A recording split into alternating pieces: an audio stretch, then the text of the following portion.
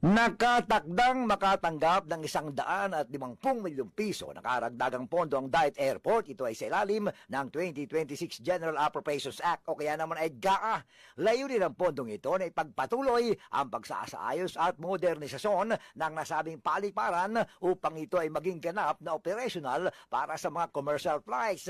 Ang proyektong pagsasaayos ng paliparan sa Bagasbas Diet ay isa sa mga prioridad na proyekto na isinusulong ng administrasyon ni na-re-elected Governor Ricarte Dong Padilla at Acting Governor Joseph Pascucha.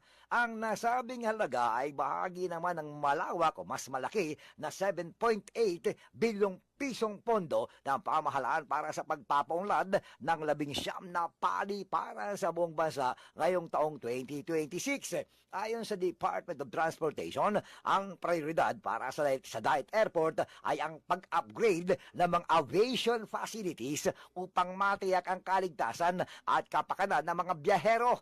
Matatandaan, noong nakaraang taong 2025, nakatanggap din ang paliparan ng 200 milyong pisong pondo mula naman sa Civil Aviation Authority of the Philippines or CAAP bilang dagdag sa naunang budget noong taong 2024. Nakalaan ang mga nasabing pondo para sa mga sumusunod na proyekto: asphalt overlay ng runway at pagsasaayos ng strip grade, rehabilitasyon ng passenger terminal building, pagpapatayo ng bagong taxiway, administration building at flight service station, gayon din ang pagsasaayos ng perimeter fence para sa seguridad ng paliparan.